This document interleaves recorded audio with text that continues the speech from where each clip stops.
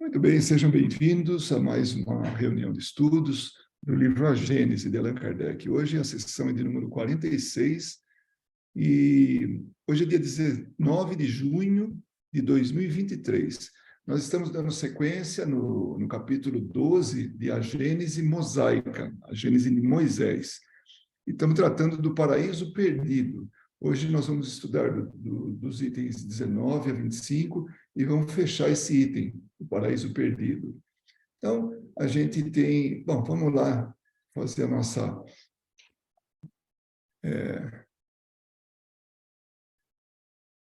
Vamos, então, começando aqui pelo livro, né?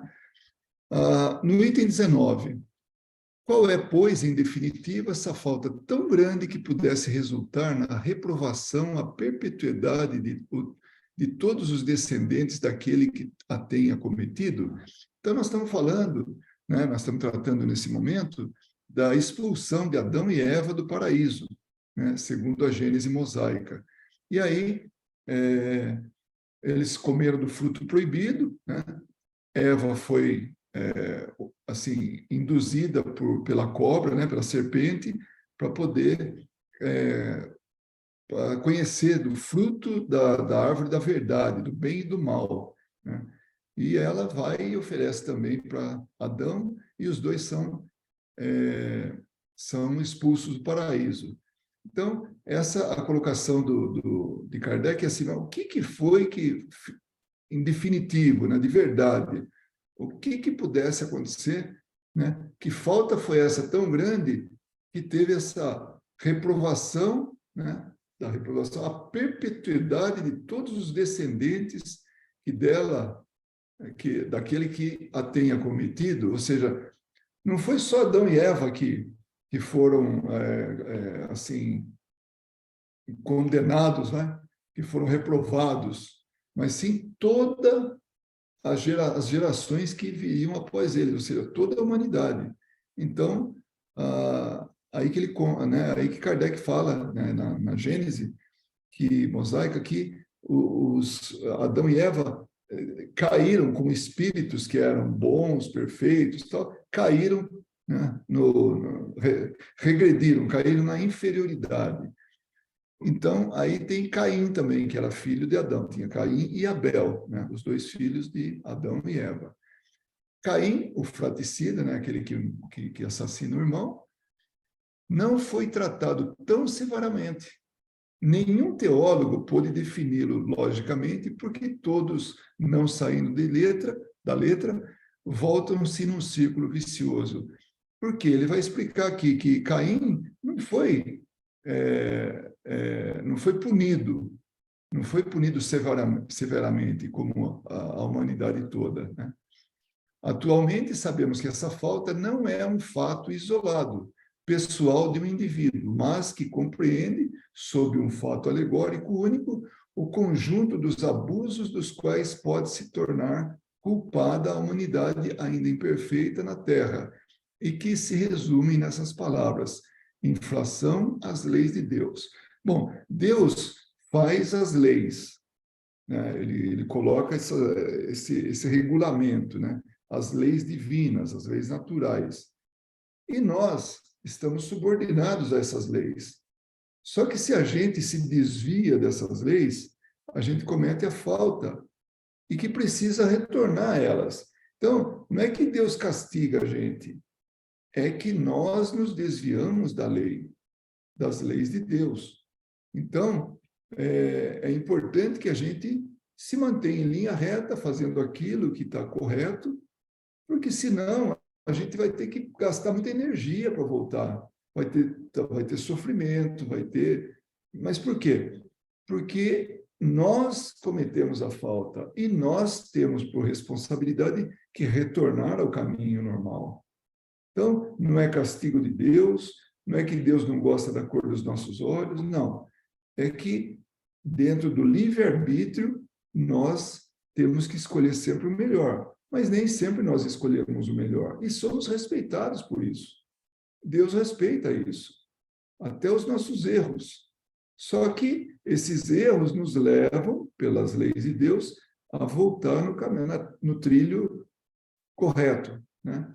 Então, o que parece, o que é aquela alegoria, né, da Gênese de Moisés, Kardec traz para a realidade nossa, que a gente sabe que, se nós cometermos alguma infração, nós deveremos retornar, nós devemos resolver essa questão, né? Esse engano que a gente acabou tendo na decisão que a gente tomou, né? Então, por isso que ele fala, atualmente sabemos que essa falta não é um fato isolado, pessoal do indivíduo, não é Caim, não é uma pessoa, mas sim toda uma parcela da humanidade, né? E até ele fala assim, né, que se resume nisso, infração às leis de Deus. Eis porque a falta do primeiro homem, simbolizando a humanidade, é simbolizada ela mesma por um ato de desobediência. Então, a nossa desobediência é da humanidade e não de uma pessoa só. Dizendo a Adão que ele tiraria seu alimento da terra com o suor da sua fronte, Deus simboliza a obrigação do trabalho. Mas por que faz ele, Deus, né, do trabalho uma punição?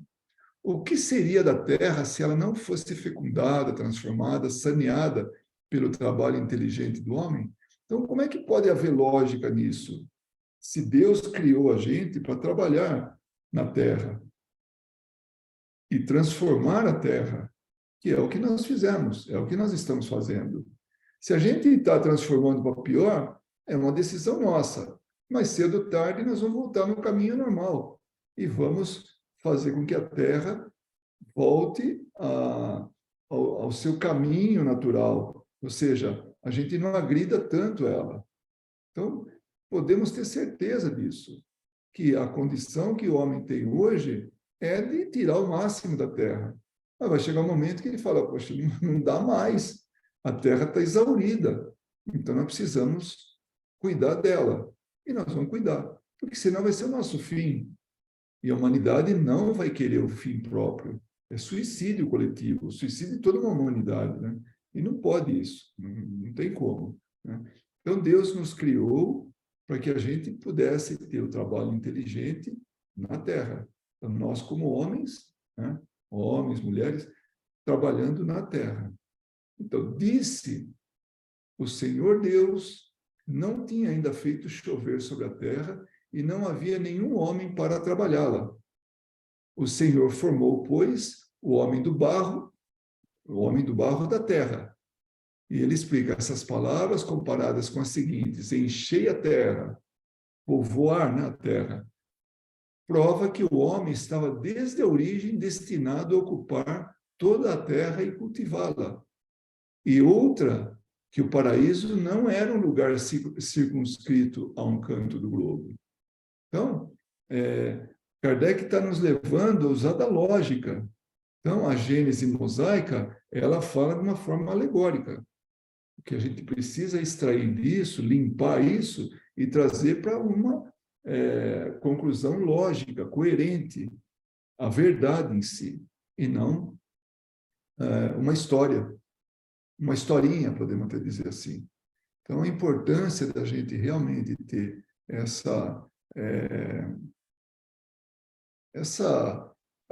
esse discernimento sobre a Gênese mosaica, então é muito importante.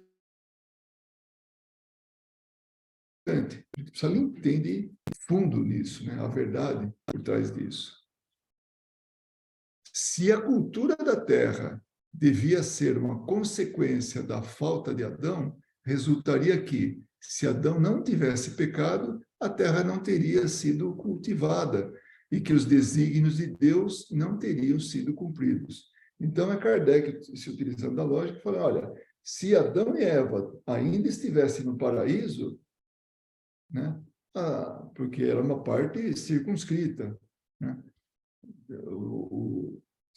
ele foi expulso do paraíso, então, portanto, ele saiu daquele lugar que era circunscrito a toda aquela vegetação exuberante, os animais e os frutos e tudo, né? Então, ele foi para a terra. Se não fosse expulso, a humanidade estava como estava até hoje, Adão e Eva só, né? Não tinha mais ninguém, né? Então, não estaria de acordo com a criação do planeta, desculpa, do homem, né? E a função dele na Terra. Por que ele disse à mulher que, porque ela cometeu a falta, ela parirá com dor? Então, por que Deus falaria isso? Como pode, ou como a dor do parto pode ser um castigo, já que é uma consequência do organismo e que está provado fisiologicamente que é necessária? Então, hoje a ciência trata o parto como uma coisa natural. Naquela época que Kardec escreveu isso aí, não existiam ainda os analgésicos, né? O que mais? Os sedativos que não permitiam que as pessoas, que hoje não permite que as pessoas tenham dor. Hoje o médico aplica lá, né, uma anestesia e pronto, tem um parto sem dor. Isso foi permissão de Deus. Então, como é que ficaria isso? Então, mas naquela época, Kardec falava, de acordo com a ciência da época, que era natural que as mulheres tivessem dor, porque é o mecanismo da reprodução, do parto, né? Como uma coisa que é conforme as leis da natureza pode ser uma punição, então, se isso está de acordo com a natureza, a mulher sentir dor, né, durante o parto, como é que pode ser uma punição? É o que os teólogos nem podem ainda explicar, e o que não poderão fazer enquanto não saírem do ponto de vista onde se situaram. Então, os teólogos, eles estudam, né, essa gênese de Moisés e não têm a resposta adequada para isso. Entretanto, essas palavras que parecem tão contraditórias podem ser justificadas. Então, Kardec está vendo que por trás disso tem uma lógica. Dá para ser justificada, dá para ser explicada. Então, vamos ver no item 21, o que ele fala. Observemos a princípio que, se no momento da criação de Adão e Eva, sua alma viesse a ser tirada do nada, como se ensina, eles deveriam ser noviços em todas as coisas. Eles não poderiam, quer dizer, tudo para eles era novidade. Então, se eles foram criados naquele momento, né, tanto o espírito quanto o corpo, se fosse criado naquele momento, então, tudo para eles era novo. Eles eram noviços em todas as coisas. Eles não poderiam saber o que é morrer. Ninguém tinha morrido antes, né? Quem que morreu antes de Adão e Eva?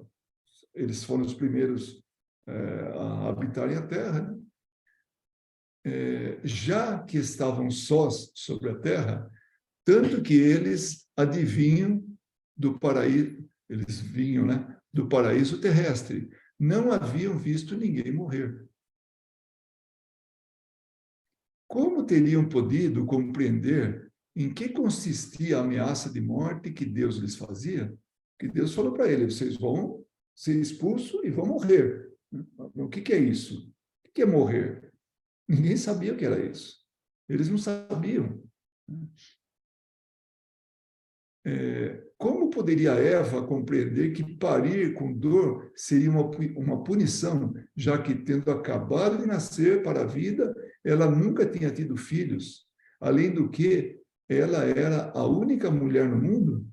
Então, como é que ela poderia saber disso? Então, Deus fala para ela: você vai ter muita dor, vai passar a ter muita dor, como castigo. Tá, mas o que é dor? Ela não sabia nada disso. O que é parir? Né? As palavras de Deus não deviam ter para Adão e Eva nenhum sentido. Então, vocês percebem como Kardec nos leva a ter assim essa lógica, como que as coisas funcionam de forma assim realmente sem ter essa alegoria toda, ser uma coisa assim, 1 mais 1 igual a 2, né? apenas tirados do nada, não podiam saber nem por que e nem como eles surgiram. Para eles era total ignorância das coisas, não sabiam de nada. Não deviam compreender nem o Criador, nem o motivo da proibição que ele lhes fazia. Tanto que Adão não achava que tinha feito coisa errada, mas foi levado a ficar com vergonha, de se esconder de Deus, né? E tentar culpar, né, a Eva, a serpente, quem fosse lá, pelo crime que eles cometeram, sem mesmo saber que era um crime. Para eles era normal, né? Sem nenhuma experiência das condições da vida, eles pecaram como crianças que atuam sem discernimento, o que torna mais incompreensível ainda a terrível responsabilidade que Deus fez pesar sobre eles e sobre a humanidade inteira. Então, eles eram como crianças que não tinham a capacidade, o discernimento, né? E nem a responsabilidade pelas ações deles. Criança é assim, sobe onde não deve, põe a mão onde não deve, né? Seja na tomada, no fogo, onde for. Ele pensa com a emoção, ele não pensa com a razão ainda, né? Então, Adão e Eva eram como que crianças, sem saber o que estavam fazendo. Para eles não tinha nada. E vai pagar por isso? Então, hoje a gente sabe, através da doutrina espírita, que uma decisão mal tomada, um prejuízo para as outras pessoas, mas, assim, feita com ignorância, é diferente daquele que sabe o que está fazendo. Então, o peso da responsabilidade é menor para quem não sabe o que está acontecendo, o que está fazendo, né? É diferente daquele que sabe o que está fazendo. A de número 22, né, a questão, ou melhor dizendo, a, o item, né? O que, ah, o que é um impasse para a teologia, o Espiritismo explica sem dificuldade e de maneira racional pela anterioridade da alma e pluralidade das existências, lei sem a qual tudo é mistério e anomalia na vida do homem. Então, a doutrina espírita nos ensina de maneira racional, sem nenhum problema, né? Através da anterioridade da alma, significa que a alma vem antes do corpo, pluralidade das existências, reencarnação, né? Então, se a gente não souber disso, se a gente não tiver esse conhecimento, fica tudo muito difícil. É muito difícil mesmo da gente querer explicar sem ter isso. Imaginem a gente explicar por que uma criança desencarna tão jovem, tão na idade assim, tenra, que acabou de nascer, passa um tempo, desencarna, né? Por que gente sofre tanto, passa uma vida inteira de sofrimento? Qual que é a razão? Tem que ter uma razão para isso. Então, a maneira racional de pensar é o que o Espiritismo explica. Não tem problema nenhum nisso aí. Então, a Gênese mosaica, ela tem que ser entendida como algo que não é assim explicado de forma direta, é uma alegoria. Então, os períodos são outros, as atitudes são outras, as pessoas são outras. Então, nós não estamos falando de 2, 3 pessoas, 4 pessoas, não. Tem que entender que é uma humanidade que passa por alguma coisa, e não 3, 4 pessoas, né? Com efeito, admitamos que Adão e Eva, tendo já vivido, tudo se encontraria justificado. Deus não lhes fala nunca como crianças, mas como seres em estado de compreender e que o compreendem, prova evidente de que eles tiveram uma experiência anterior. Então, mesmo aí, se for fundo na compreensão, Kardec propõe que a gente entenda eles como que já tiveram uma vida e não que foram criados junto com o espírito. porque não tem lógica isso. De acordo com a doutrina espírita, com que nós acreditamos, o espírito ele é anterior à vida de encarnado, esse corpo físico. Então, nós temos que entender, temos que perceber justamente isso.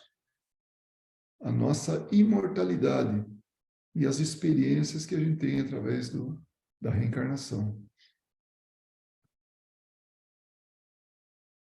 Admitamos, entre outras coisas, que eles tivessem vivido em um mundo mais avançado e menos material que o nosso, onde o trabalho do espírito suplantava o trabalho do corpo. Então, vamos imaginar que eles estavam num outro mundo, num mundo mais evoluído, onde não havia necessidade de colocar tanto trabalho físico.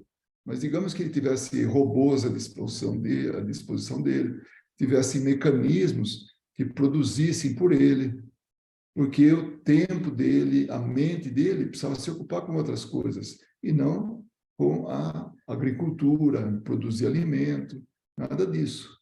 Né? Talvez o alimento fosse até outro. Né?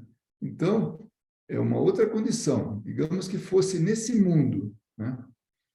Que por sua rebelião à lei de Deus, caracterizada pela desobediência, eles tivessem sido excluídos e exilados para a reparação na terra, onde o homem, por consequência da natureza do globo, está sujeito ao trabalho corporal.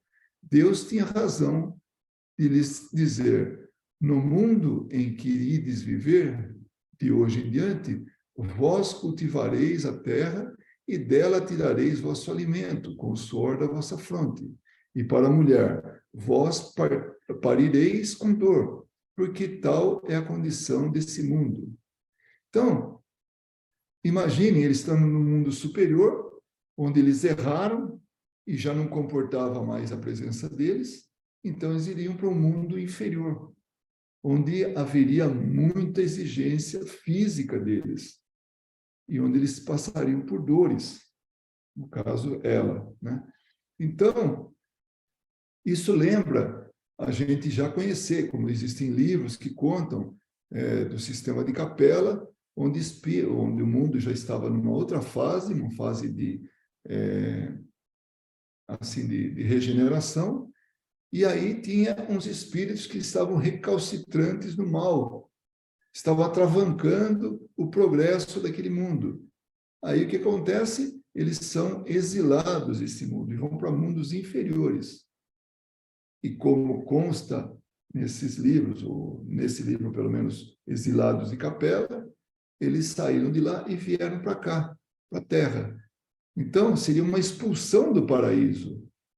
Então, aí tem fundamento. Saíram do mundo melhor e vieram para o mundo primitivo, um mundo muito mais difícil de viver, onde haveria muita exigência por parte desse mundo para com eles. Então, o que acontece? Mas espera aí, então eles foram exilados, foi um castigo? Não, não foi um castigo. Já não comportavam mais, aquele mundo já não comportava mais seres como aqueles lá, e foram enviados para cá. E aqui, eles vão contribuir com a medicina, com a ciência, com a tecnologia, com as leis, porque eles já trazem com eles esse conhecimento e vão desenvolvendo aqui. Né? Ainda que eles não tenham lembrança, mas foi lá, nesse mundo, que eles aprenderam, porque lá já estava tudo mais organizado. Aí vem para cá e interfere, né, nesse mundo aqui, auxiliando a crescer, a evoluir, a se melhorar, passando de um mundo primitivo para um mundo em evolução, né, um mundo mais inteligente, né, do ponto de vista intelectual. A moral depois vem logo que vai se adquirindo a inteligência. A inteligência é uma alavanca para a moral. E, no final das contas, nós somos seres que estamos evoluindo moralmente. Então, aquele mundo não comportava, veio para esse. Daqui a pouco, esse mundo vai estar como estava aquele. que houve o exílio, né? Que foi a expulsão desses espíritos. Vai acontecer a mesma coisa aqui. Espíritos que não se adaptarem à nova realidade da Terra, porque um dia vai mudar. O melhor está por vir ainda. Então, nós podemos acreditar nisso totalmente. Esse mundo está a caminho da melhoria. Hoje, o que está acontecendo é a última chance para aqueles espíritos ainda envolvidos com o mal. Mas se tiver realmente atrapalhando, vai sair daqui e vai para mundos inferiores. E vai ajudar a progredir esses mundos, esse mundo inferior, ou esses mundos inferiores. E aí, mesma coisa, eles podem, como nós aqui, né, estamos buscando o aprimoramento, a melhoria, eles também podem lá. Então, aí, já não são mais expulsos. Como nós, não seremos expulsos se a gente se comportar bem, de acordo com as leis de Deus. Né? Mais para frente, nós vamos ver uma coisa muito interessante, que é uma nota do editor, exatamente sobre isso. Então, vamos lá, 23, que eu acho que é a última agora, né? Caim, após a morte de Abel, respondeu ao Senhor: minha iniquidade é por demais grande para poder obter o seu perdão. Ou seja, pai, eu errei demais, eu não vou conseguir o seu perdão. É isso que Caim fala, ele matou o irmão dele, né? Vós me enxotastes hoje da superfície da terra, e eu irei me esconder ante vossa face. Serei fugitivo e vagabundo sobre a terra. Qualquer um, pois, me encontrará e me matará. Aí o Senhor responde para ele. Ele falou, eu vou ficar escondido e tal, mas eu vou, se alguém me descobrir, vai me matar. Aí Deus fala para ele, não, isso não ocorrerá, porque quem destruir Caim será punido severamente. Olha só que coisa. E agora? Deus está falando para ele, fica tranquilo, ninguém vai te fazer mal. E o Senhor colocou um sinal sobre Caim, a fim de que quem o encontrasse nunca lhe matasse. Então a gente ouve isso da Bíblia, né? Que Caim recebeu esse sinal. Né? Não sou douto, né, da Bíblia, mas parece que foi na testa dele lá. Né? Caim, sendo retirado de diante do Senhor, tornou-se vagabundo sobre a terra e habitou pela região oriental do Éden. Então, na região oeste, né? Em relação ao paraíso, ao Éden. Então, até isso tem na Bíblia, né? É aquele lado, não do outro, é daquele lado. E tendo conhecido sua mulher, Caim, né, conheceu a mulher dele, ela concebeu e pariu Enoque. Ele construiu em seguida uma cidade que se chamou Enóquia, do nome do seu filho. Então, Caim construiu uma cidade. E nós vamos ver mais para frente, bom, cidade é para muita gente. Caim estava lá dando sopa, né? Ainda mais agora que ele via ser protegido, né? Segundo o sinal que Deus colocou lá para ele. Aí ele encontra a mulher. Ixi, mas de onde que vem essa mulher? Nós vamos estar escutando Kardec fazer a mesma pergunta, né? Da onde que veio? Caso se reporte a letra da Gênese, as quais consequências se chegam, Adão e Eva estavam sozinhos no mundo após sua expulsão do paraíso terrestre. Então, quando Caim, depois que matou Abel, foi expulso do paraíso, lá no paraíso só tinha Adão e Eva. Desculpa, eles estavam sozinhos no mundo, no planeta, né? Depois da expulsão do paraíso. Então, eles foram expulsos do paraíso e estavam sozinhos, não tem mais ninguém na Terra inteira. Imagina, uma Terra desse tamanho, né? Um globo inteirinho, só tinha um casal, né? Que teve 2 filhos, um morreu e o outro foi para o mundo. Né? Só posteriormente, os filhos Caim, só depois que eles tiveram né, os filhos Caim e Abel. Ora, Caim, matando seu irmão e retirando-se para outra região, não reviu mais seu pai e sua mãe, que se tornaram novamente sós. Então, Caim desapareceu na terra, foi lá para o lado oeste, né, em referência ao Éden, e aí Adão e Eva ficaram sozinhos. Só muito tempo depois, com a idade de 130 anos, que Adão teve um terceiro filho, chamado Sete. Após o nascimento de Sete, ele viveu ainda, conforme a genealogia bíblica, 800 anos e teve filhos e filhas. Então, Adão teve vida longa e teve muitos filhos. Quando Caim veio estabelecer-se no oriente do Éden, existia apenas sobre a terra 3 pessoas: seu pai, sua mãe e ele próprio, né? Por seu lado. Entretanto, ele teve uma mulher e um filho, né? É a mulher dele e o Enoque. Quem poderia ser essa mulher e onde teria podido encontrá-la? Então fica difícil de responder isso.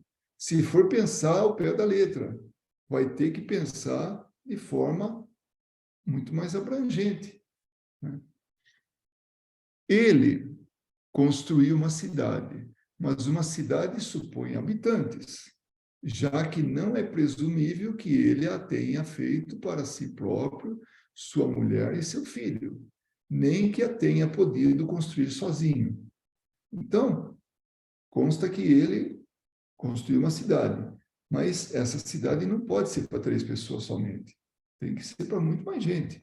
E uma cidade não se constrói com uma pessoa só, tem que ter muito mais gente, mão de obra, trabalhadores, tudo que vão, né, vão obtendo material e construindo.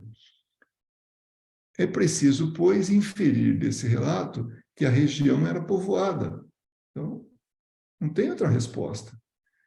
Tinha que já ser povoada. Ora, não poderia ser pelos descendentes de Adão, que então não havia outro senão Caim. Então, da onde que vem essa cidade? Não tinha como. Já está difícil explicar de onde apareceu a mulher de Caim. Agora, uma cidade construída por 3 pessoas. A presença de outros habitantes resulta desta palavra de Caim: eu serei fugitivo e vagabundo, e aquele que me encontrar me matará. E da resposta que Deus lhe deu. Deus falou: não, ninguém vai te matar, fica tranquilo, vou pôr um sinal em você e ninguém vai te matar. Quem poderia ele temer que o matasse e que utilidade teria o signo, né, o sinal que lhe foi incutido para preservá-lo, se não devesse encontrar ninguém? Então, para que ele seria poupado se ele não encontrasse alguém? Então, tinha que ter lógica as coisas, né? Ora, se havia sobre a terra outros homens além da família de Adão, é que eles aí estavam antes deles. Então, antes da família de Adão. De onde essa consequência tirada do próprio texto da Gênese, que Adão não é nem o primeiro, nem o único pai do gênero humano.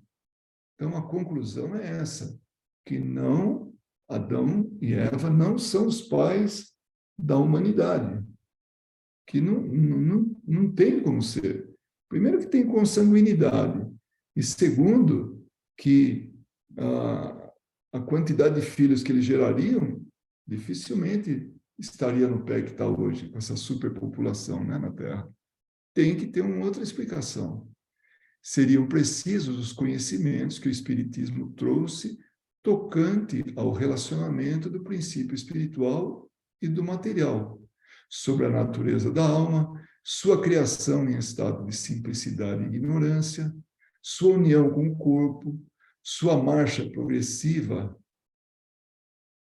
e indefinida por meio de existências sucessivas e dos mundos que são igualmente degraus na trilha do aperfeiçoamento, sua libertação gradual da influência da matéria pelo uso do seu livre-arbítrio, a causa de suas tendências, boas ou más, e de suas aptidões, o fenômeno do nascimento e da morte, o estado do espírito na erraticidade, enfim, o porvir, que é o prêmio de seus esforços para melhorar-se e de sua perseverança no bem, para lançar a luz por todas as partes da gênese espiritual.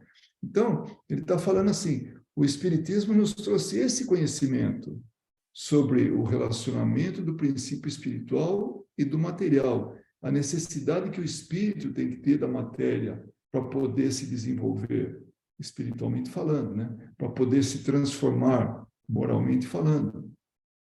Sobre a natureza da alma, de onde que vem? Né? Precisava desse conhecimento, precisa. Sua criação em estado de simplicidade e ignorância, que nós aprendemos que nós somos criados simples e ignorantes. A união com o corpo, espírito, alma encarnada, né? Espírito encarnado. Sua marcha progressiva, que nós temos aprendido, é uma lei, a lei do progresso.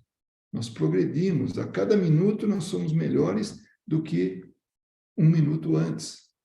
Um minuto.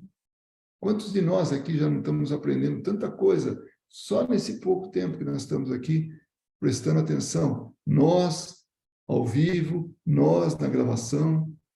Então, isso tudo é um processo que está acontecendo. E só o Espiritismo pode nos esclarecer, né? Indefinida por meio de existências sucessivas e dos mundos que são igualmente degraus na trilha do aperfeiçoamento. Então, essa marcha progressiva através das reencarnações é que vai fazer com que a gente vai galgando degraus, né? Subindo, ascendendo para as alturas, para a felicidade. Eu muitas vezes penso assim, puxa, como é difícil para as pessoas entenderem aquilo que eu acho tão normal. Por exemplo, eu não preciso tocar no espírito, eu não preciso ver um espírito para acreditar que ele existe. E confesso para vocês, eu nunca vi. Eu já conversei com espíritos, não foi nenhum nem dois, foram muitos, através do médium. Para mim, basta. Basta para mim ler o livro dos espíritos e perceber a lógica daquilo. O livro dos médiuns, o Evangelho segundo o Espiritismo. Esse alicerce que nós temos aí desses 5 livros. Então, tudo isso, a gente não precisa de mais provas. Mas tem muita gente que, com todas as provas, ainda assim não acredita, né? Mas é a condição de cada um, né? Então, esses mundos, essas vidas acabam sendo degraus na trilha do aperfeiçoamento. Sua libertação gradual da influência da matéria pelo uso do seu livre-arbítrio. O que significa isso? Nós nos preocuparmos mais com as coisas do espírito, nos espiritualizarmos e nos distanciarmos da matéria, desmaterializarmos, desapegarmos da matéria. Mas se a gente fica envolvido com a matéria, então a gente não tem esse crescimento espiritual, né? A causa de suas tendências, boas ou más, e de suas aptidões. Nossa, tem gente que faz coisas sem nunca ter passado por uma escola e faz tão bem feito, e pensa e faz a coisa realmente assim, bem elaborada. De onde que vem isso?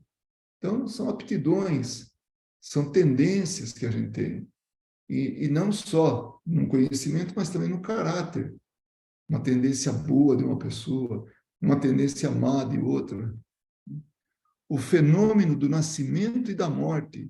Nossa, é de uma beleza. É triste, claro, quando a gente perde alguém, a gente pode até estar no aeroporto se despedindo de alguém que vai ver, nem sabe se vai ver de novo. A pessoa entra ilegal no país e não sai mais. Não pode visitar. Por quê? Porque a condição dele não permite. Então, se isso acontece com a gente, né, ao se despedir e tudo, mesmo sabendo que continua, usa da internet para falar com ele e tal, só não está abraçando, sentindo o cheiro, o calor da pessoa, né? Então, mas apesar de não saber que tá vivo, né, não é o suficiente. Assim como para a gente ter o conhecimento de que a vida é imortal, as pessoas não morrem, quem morre é o corpo, e aí vai para um outro plano. Mas através de um médium, como se fosse internet, dá para a gente se relacionar com essa pessoa, dá para a gente conversar com ela, dá para a gente saber dela, das pessoas que foram antes da gente, né? Que foram junto com ela, antes ou depois dela. Então, tudo isso são coisas que que isso nos explica. Então, nós não precisamos, assim, ter essa, essa alegoria como sendo a nossa história, né? A nossa realidade. Então, seguindo ali mais um pouquinho, né? O estado do espírito na erraticidade, quando ele desencarna, é outra coisa boa de se saber.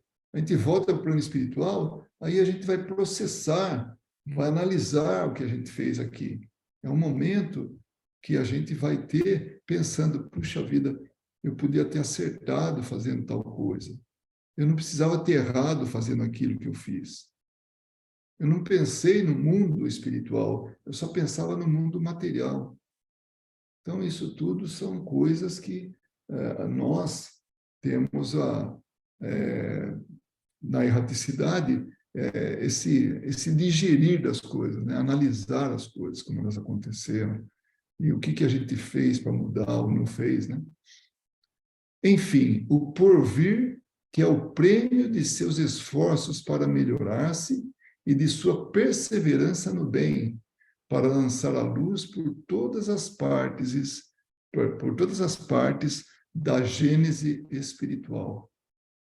Então, o segredo é isso que o Espiritismo nos leva, né?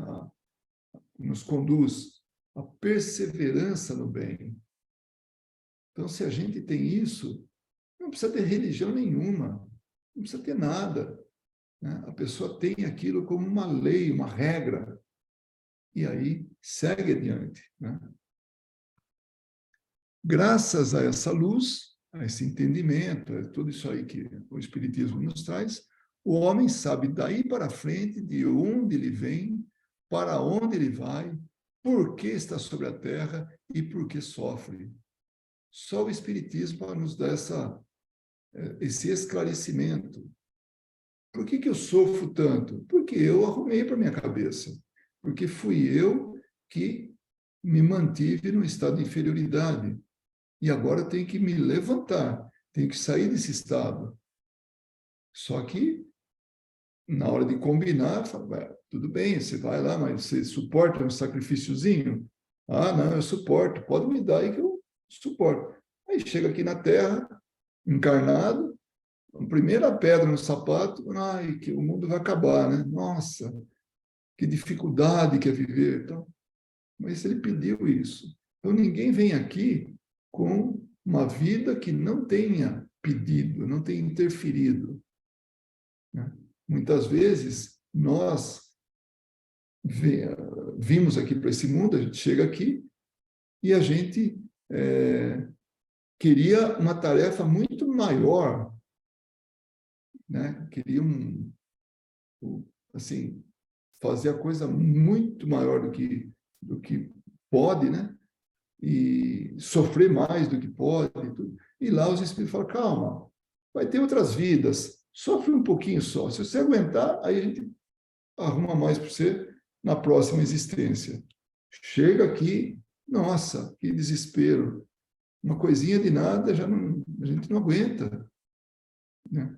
Então, eu estou falando nesse sentido porque nós somos aqueles que planejamos o nosso retorno para cá. Né? Deixa eu ver onde que nós estamos aqui. Então, agora ele sabe porque está na Terra e porque sofre. sabe que seu futuro está entre suas mãos. Vou ler de novo. Sabe que seu futuro está entre suas mãos. Ele é responsável. Nós somos responsáveis. Não dá para culpar ninguém. Eu queria culpar o bispo, o papa, o prefeito, o presidente. Não dá. Eles não têm nada a ver com a nossa vida. Isso tem a ver com a deles. O que eles fizerem depois, eles vão ter que arcar com as consequências, boas ou más, dependendo do que eles fizerem. Agora, eu arco com as minhas. Então, cada um tem a sua responsabilidade. Agora, nada impede que nós queiramos ajudar alguém que está num estado de sofrimento. Não tem problema nenhum. Né? Jesus não curava tanta gente? Pô, mas peraí, então ele está interferindo naquilo que o próprio Espírito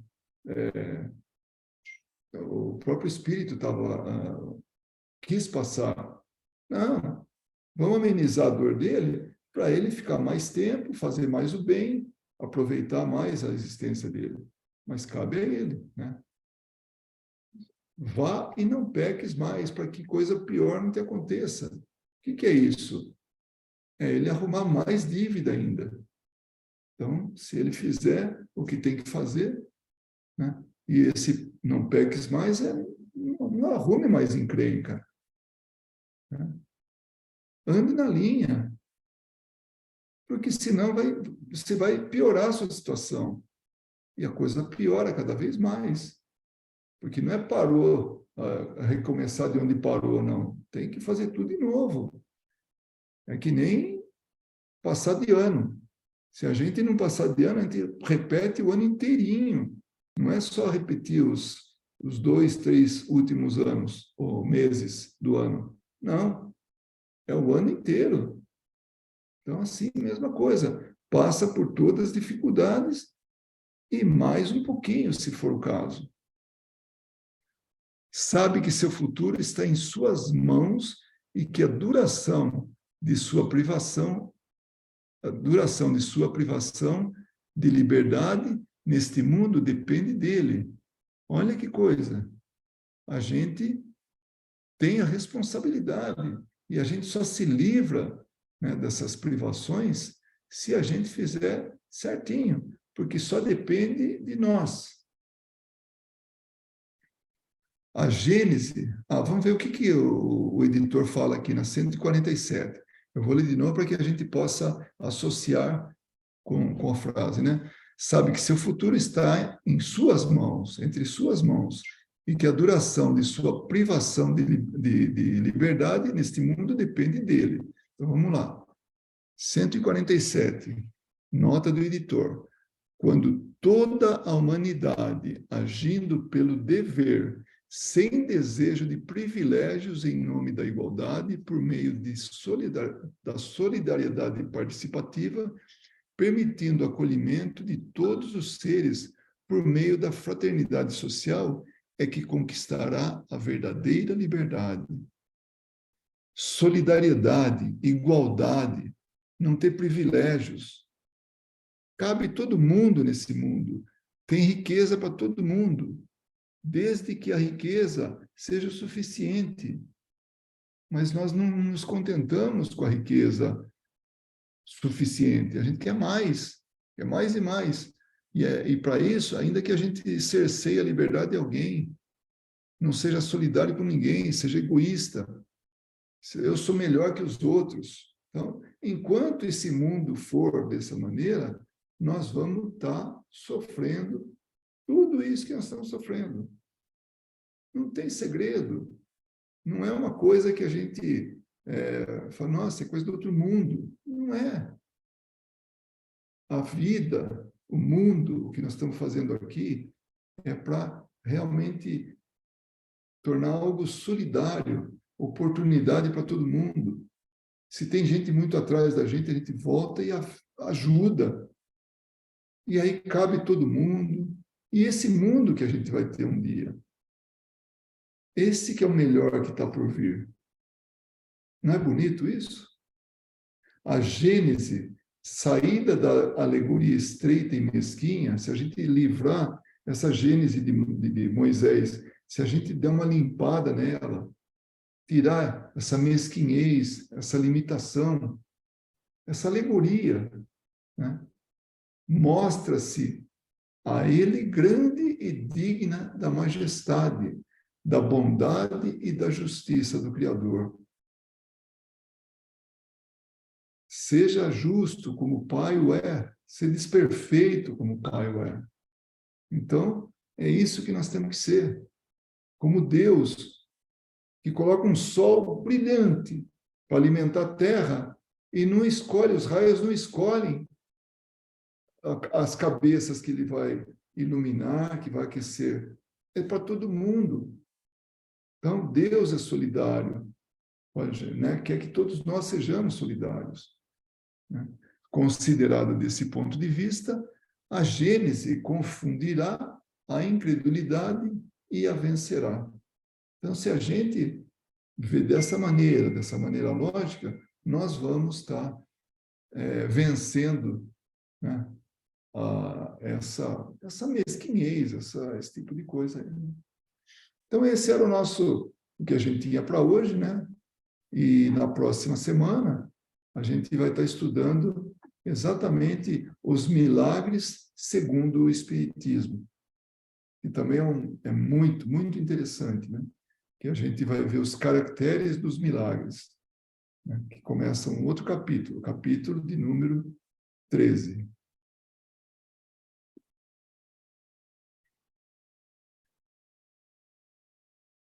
Muito bem. Maria, você conseguiu ouvir? Você consegue me ouvir?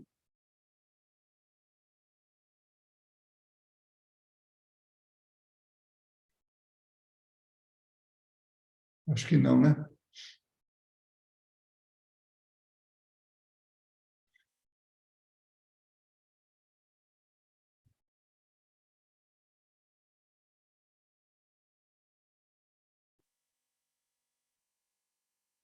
Rafael?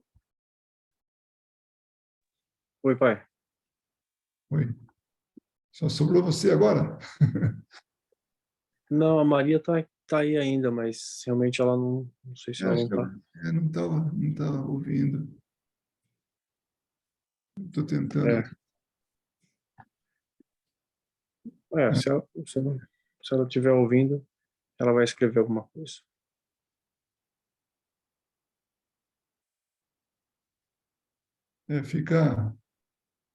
Fica difícil, né?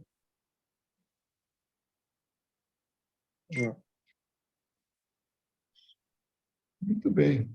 Vamos aproveitar então esses minutos e vamos ver se tem alguma observação, alguma coisa que você queira acrescentar, comentar. Eu me lembrei de um de um vídeo que eu achei de um canal no YouTube, na verdade, que chama-se Inteligência Limitada. Já ouviu? Ouviu falar, né? Eu acho que sim. É um entrevistador, não é? Isso, é um entrevistador. Na verdade, são duas pessoas que entrevistam e com questões assim muito inteligentes. Isso eu me lembro, sim, eu vi uma vez, não sei, não lembro de detalhes, que foi muito tempo, mas É, sim. é um cara que eu não sei nem se ele é até conhecido, mas ele, pelo menos eu lembro de ter visto ele só nesse programa, assim, ele é bem interessante também. Só que ele acho que arrumou um local, né, que tem um cenário todo estilizado, lá pintado e tal, né? E ele leva Isso. pessoas realmente muito. Ele tem um óculos amarelo, assim, tal, aí, cara, todo esquisito. Mas ele leva pessoas lá, eu não sei como é que eles fazem, mas eles têm conversas assim de muitas horas, sabe? E Isso, eu vi recentemente eu uma tô entrevista, tentando. acho que a única entrevista que eu vi era de 3 horas. Então, ele fez. Eu achei também que eram assim, no máximo 3 horas, 4 horas, porque tem gente que fica. Eu assisti lá recentemente uma que eu não acabei ainda. A Maria tá ouvindo. É, que bom, Maria, que bom. E E aí era assim, mas pai, eram mais de 9 horas e 40 de entrevista. Uau! Caramba! Era. Mas era super interessante porque assim, não, a gente não tá te ouvindo, Maria. Não, Agora a gente não te ouve, Maria, mas o não. importante é que a gente está ouvindo você. Quer É, dizer, que você está ouvindo a gente. pode escrever e tal. E aí ele pegou, pai, é o seguinte, imagina 9 horas e 40, mais 9 horas e 40 sobre... Tinha um cara que é conhecido aqui no Brasil, que é um Pirula, o nome dele.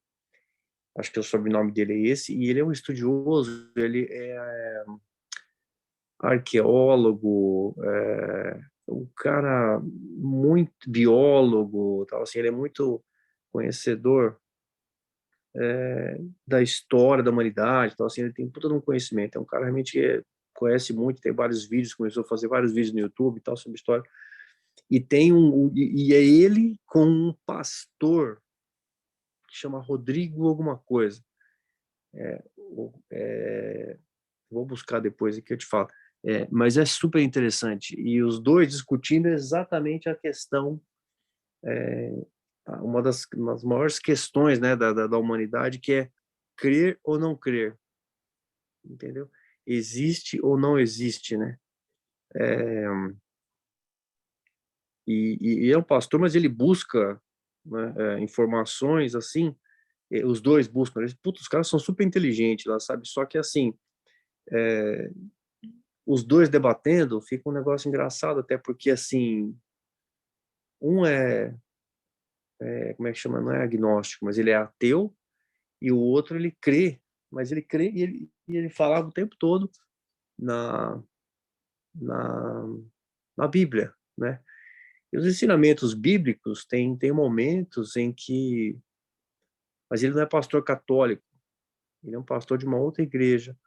Então ele debate muito sobre as leis mosaicas, as passagens bíblicas mais conhecidas, tal. E os dois, também, mesmo o ateu, ele chega a ser, os dois chegam à conclusão, se fala, mas não tem como fisicamente, você bate, você fere muitas regras, muitas leis, né? Então, quando você estava falando, estava lendo, eu estava lembrando desse debate assim, muito interessante, né, sobre as passagens bíblicas mais conhecidas, tal, assim, é bem interessante, mas que são levadas a... Porque é sagrado, né? Porque tem esse dourado, né? Ele tem esse lado de sagrado e não se discute, né? E então é interessante como realmente Kardec foi e mudou, né? E trouxe uma nova concepção, né, através da Gênese. É por isso que eu te falei até que eu estou bastante interessado em ler de novo ali, que é bem interessante. Realmente, eu acho que quando Kardec colocou, né, que a gente deve passar tudo pelo crivo da razão, quando ele fala de fé raciocinada, a fé, ela é importantíssima na vida da gente. É uma necessidade, é algo assim que realmente nós precisamos, né? Sim, Parte de nossas vidas. Mas ela não pode ser cega, porque senão a gente acredita em qualquer coisa. Por isso a importância realmente da gente passar tudo pelo crivo da razão.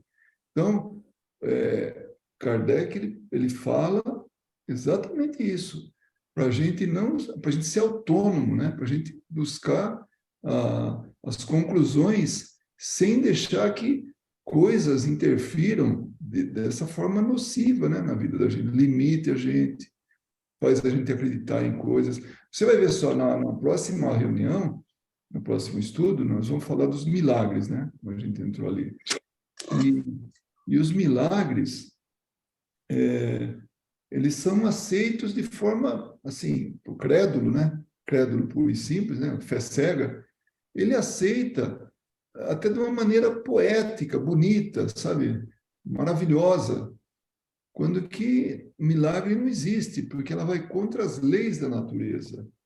E aí a gente pode até colocar isso, exatamente, é isso mesmo, Maria. Essa fé cega vira fanatismo mesmo, né? A gente não, a gente tem que realmente ter essa visão... Cadê você aqui? Só um pouquinho aqui. Então, os extremos é que são terríveis, né? Ou não acreditar em nada, ou acreditar em tudo, né? E tudo assim, eu estou dando um exemplo. Então, tem o seu Hélio, né, Rafa, que você conheceu, ele falava nem tanto ao mar, nem tanto à terra. Né? E os budistas falam, é o caminho do meio, né? O Buda falava, é o caminho do meio. Então, a gente tem que ter essa coerência, né? Não dá para ser extremista. Então, em nome Sim. da fé, quantas pessoas não fazem barbaridade? Quantos terroristas já não fizeram tantos absurdos aí? Então, nós temos que ter realmente esse raciocínio. Isso que é importante. E isso é um valor tão grande no Espiritismo que faz com que eu realmente acredite, sabe? Que é assim que tem que ser, né? E a lógica de tudo isso. Então, enquanto a gente não amadurecer, o mundo vai ser desse jeito. Nós precisamos, como humanidade, amadurecermos, né? E ninguém evolui sozinho. Somos dependentes dos outros e outros dependem da gente. É uma troca, né? Sim, sim. E há entendimento também, né, sobre há diferentes postos onde a gente coloca a divindade, né, pai? A impressão que eu tenho é que as pessoas colocam, quando o assunto a gente pode separar, né, a humanidade, de certa forma, em termos de crença, entre os que creem e os que não creem. Os que não creem em nada, em Deus, em nada, não tem muito o que fazer, né? Não tem muito o que falar com eles. Às vezes eu me pergunto assim, então, né, como é que a gente poderia, né, já que a palavra é ir de pregar, né, como é que a gente poderia, né, demonstrar? Mas assim, quando não tem crença nenhuma, zero, não tem nada, fica difícil, né? Você não tem um ponto de partida, né? É tudo fortuito, é tudo a obra do acaso. Então, esse é o raciocínio, mas o comportamento, às vezes, não é ruim. Tem ateu que é de uma bondade, de uma generosidade que um fiel, né, que um crente não tem, né? Que um É, espírito não tem. é, Então, tem isso sim, também. Então, mas sim. essa falta de perspectiva, né, que vai acabar tudo um dia, e tal, deve ser um sentimento ruim, né? Não ter isso aí, não ter uma esperança, não ter né, uma certeza de um porvir, né? É diferente, é difícil. E acaba sendo um guia, né, para a pessoa, né? Realmente ela vive o dia de hoje pensando nesse porvir, né? Exatamente. Eu gosto, sabe, de pensar que nós somos investidores, mas no espírito. Então, a gente tem que investir no espírito, é o melhor investimento. Investir no corpo ou no material tem fim, né? Acaba, cedo ou tarde acaba. Eu fico imaginando quantas obras de arte que a gente valoriza e tal, né? E cada vez tem mais valor e tudo. E isso vai acabar um dia. De alguma maneira vai acabar. Por mais que se preserve, vai acabar. Aí, quem sabe, no futuro fica uma moldura, fica sabe, a tela meio apagada, tal. E aquilo é o resquício de que um dia foi uma obra de arte. Porque o que vale não é a obra em si, mas o artista que fez, que ele desenvolveu com aquilo. Eu gosto muito da frase de Emmanuel, quando ele fala, né, os arcos do triunfo, né, tanta coisa, né, que assim, que foram motivos assim de exaltar a, a capacidade e orgulho humano, e tal. Ele fala que aquilo não vai passar de moldura, né? Moldura da inteligência, da cultura, de tudo. É uma moldura, ou seja, não é o importante, a moldura não é o importante. O importante é o quadro, né? Não é assim que fala. Então, para a gente, a moldura, né? não importa, o que importa realmente é o que nós aprendemos com isso, o trabalho. Oi, Maria, pode falar. Ah, tá me ouvindo? Sim, estou ouvindo agora. Não sei o que aconteceu aí, né? Ok. Não, que você falando aí, o que importa, né, não é a moldura, eu falei o importante é o conteúdo. Exatamente, porque o quadro é o conteúdo. A moldura É, é só um acabamento, alguma coisa. Mas isso que a gente, normalmente, a gente se esquece, né? Se esquece disso, que o importante é o espírito. Esse é o mais uhum, importante. As exato. relações que provém dele, né? O conhecimento, a experiência, o aprendizado, né? Esse é eterno, né? O material é tudo passageiro. É, exatamente, exatamente. Mas sempre assim, sempre ponderando, como você falou, né, pai, assim, nem tanto o céu, nem tanto a terra, não levar isso ao extremo também, né? Exato, Porque porque foi o assim, que a Maria falou. O fanatismo leva às decisões equivocadas, né? exato. Uhum, E digo assim, é, há de se preservar o corpo, né? Não é, não é assim, pá, vamos deixar o corpo como está, porque não vale. Ele daqui vai morrer, né? Não, Eu isso é acho que importante. Nós estamos com o pé no material, então a matéria é importante. O problema é o excesso de importância que se dá para a matéria. Isso que. Aí, de novo, nem tanto ao céu, nem tanto à terra. Não, nem tanto ao mar, isso, nem tanto à terra. Tem que achar o caminho, sabe, que seja balanceado, equilibrado, né? Porque nós exato, precisamos da matéria, isso aí é inegável. Senão a gente não estava encarnado. Aí, ó, material, né? exato, Eu, como espírito, não me manifesto sem a matéria, para estar vivendo exato. aqui, né? Exato. Isso. Nesse sentido, sim. E não é que às vezes o ensinamento, o espírito, pelo menos assim, pelos meus olhos, as obras básicas, principalmente, elas têm um viés bastante duro, bastante enfático, né? Então você olha e fala, não, o corpo exerce, uma das perguntas do livro dos espíritos é essa, né? O corpo exerce alguma influência no espírito? E a resposta é exatamente essa, né?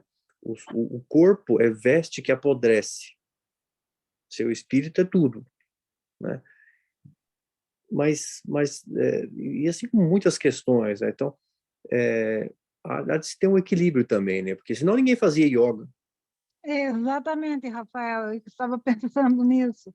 Estava né? pensando, temos que cuidar do nosso corpo, porque o corpo, na minha opinião, é o templo do nosso espírito, certo? Exato, exato, exatamente. Então, há de se cuidar, não é assim de se deixar levar, não, então eu não vou nem tomar banho mais também. Então, eu também não vou comprar mais roupa, então também não se preocupe, Não, não é assim também. mas exatamente isso. Nós temos que cuidar do corpo. Inclusive, imagina só a fila que é para a gente reencarnar, a dificuldade que tem. Quando que a gente vai poder vir de novo? Cada vez mais tem gente tendo menos filhos. Vai ser difícil. E a É. gente, o que a gente faz? Eu Enquanto. estou fora da fila, eu estou fora da fila, não quero reencarnar. Não, mas o mundo vai estar um pouquinho melhor quando você voltar, Maria. Pode ficar tranquilo. Então, e aí, ó, a gente pega e o que acontece? Quando está aqui, nós temos por obrigação que cuidar bem do corpo para manter o máximo de tempo possível a nossa existência aqui. Por quê? É um aprendizado, então nós precisamos aproveitar esse aprendizado, precisamos estar aqui o mais tempo que pudermos. Chico Xavier tomava 1 quilo de remédio por dia, em pílulas, assim, tudo, né? Dragas e tal. Aí um dia perguntaram para ele, falaram, Chico, por que você toma tanto remédio assim? Ele falou, porque a gente tem que estender a vida aqui, eu quero estender o máximo possível, porque para voltar aqui a fila é grande, Hum, não dá para voltar a hora que quer, não. Tem que realmente, né, entrar na fila. Então, É.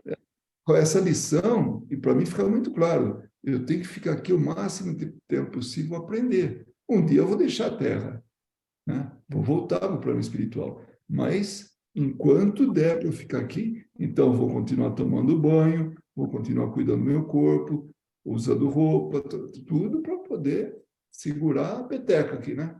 Não deixar a peteca cair. Sim, exato. Cuidar do espírito, claro, cuidar dos ensinamentos, não deixar, não esquecer do plano espiritual, não esquecer do plantio, porque vem a consequência depois, claro. A gente vai sair daqui, nós temos um planejamento, mas né, assim, para que a gente saia daqui vitorioso, né, no planejamento que nós não lembramos agora, mas nós temos uma sequência, né? Nós temos um planejamento e os guias espirituais que nos orientam para que a gente seja vitoriosos quando saímos daqui, né? Essa assim, olhando para o futuro, olhando para o vencer as nossas dificuldades, vencer as nossas más inclinações, né? E tudo que o Espiritismo nos ensina, né? Mas não esquecer, realmente, nós estamos aqui, assim, não é para desprezar o que está aqui, né? Não.